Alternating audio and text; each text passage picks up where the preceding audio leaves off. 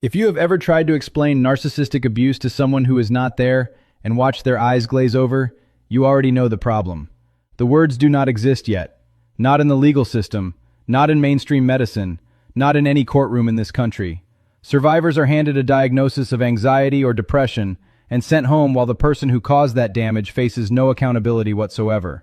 That is not an accident, it is a gap, a deliberate and consequential gap in the way the law defines harm. And that gap has protected abusers for decades, while survivors were left to rebuild themselves alone, without language, without legal standing, and without anyone in a position of power willing to say what actually happened to them. Coercive control is not a rough patch in a relationship. It is a system. It has stages, it has methods, and it has a documented neurological impact on the person being targeted. The framework introduced in Voiceless No More, The Legal War on Narcissistic Abuse by Daniel Ryan Kotler, maps that system in full.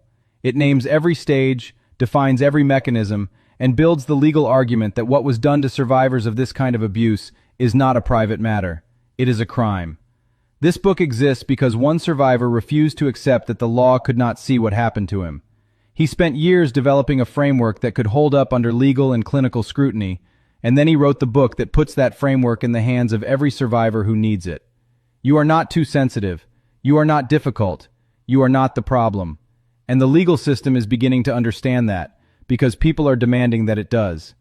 Voiceless No More, The Legal War on Narcissistic Abuse is available right now on Amazon.